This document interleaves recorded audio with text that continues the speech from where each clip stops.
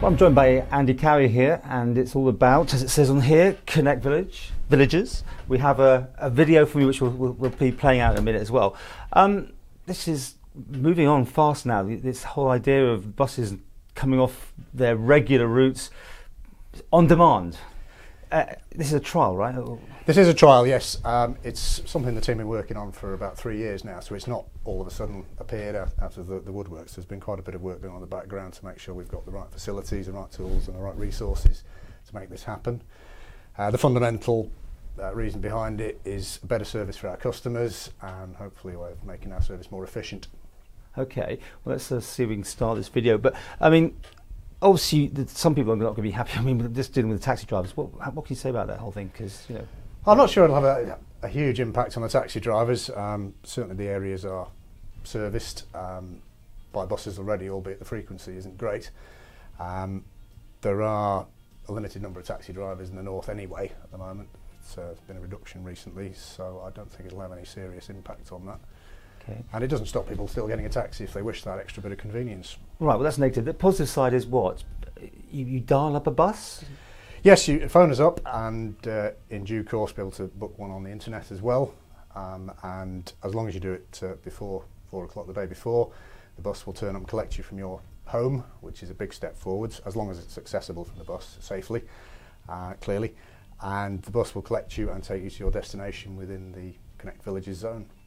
So you could have lots of people on one bus route at one day, and the bus will be going all over the place, would it? Pick up. The clever bit is we will schedule those journeys to pick up the maximum number of people in one hit, so we'll make some efficiencies there, provided people can.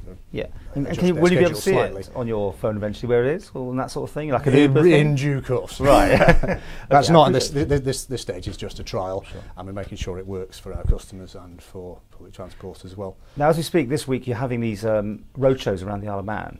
And what's the idea? Just to explain it in person? Basically, explain it to people and answer any queries that people might have in person. It's much better on a face-to-face and in the local area as well.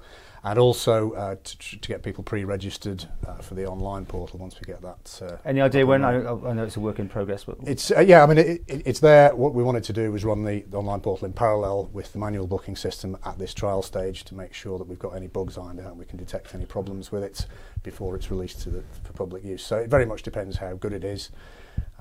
Right.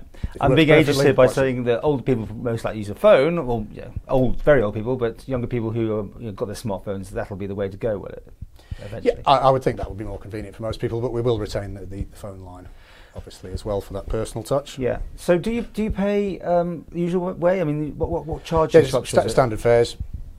Yeah. So no different from getting on a normal bus. And where the minutes exactly we talk about? Is Andreas and all that sort of thing? It basically runs from Andreas through sort of Bride, Dog Mills down to Ramsey and back out to Maughold as well.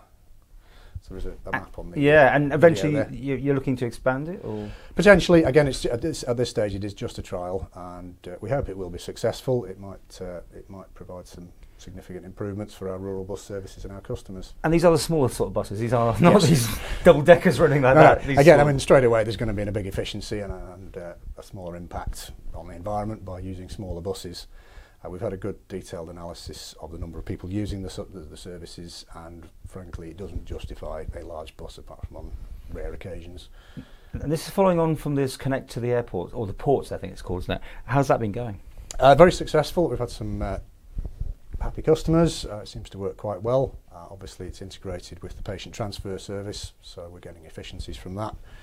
And it seems to be going okay so far. We'll never get to the stage where the main bus from Douglas to Ramsey won't be always going at a certain time, it'll be on demand. I mean, those sorts of services will stay. This is only ever really going to work on rural services, I think. It's never say never, but it suits very nicely to our type of rural environment and I know transport hubs. Right. I know bus is not your first thing. You're here today because of scheduling things, but I mean, obviously some buses presumably are going empty, are they? Is that a basic problem? Well, there are occasions when we've got empty buses. We've had a look in. I think the average usage on the bus services around Derby and Andreas varies between 3 and 6, depending on the time of year, and that's optimistic as well. Frequently you'll get buses with nobody or very few people on, and that's not great, is it? And this could change it, or certainly if nobody wants it, the bus won't run. Is that? That's right. Yes. If nobody needs the bus, it won't run. So right. there's clear benefits for the environment and savings to be made there, but at the same time, when people do need the buses, and we can see there are peak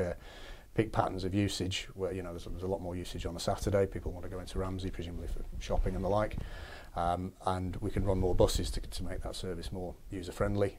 Okay. All the details on your website, I guess? Details on the website, yes. And again, video with sound, music, I think, whatever.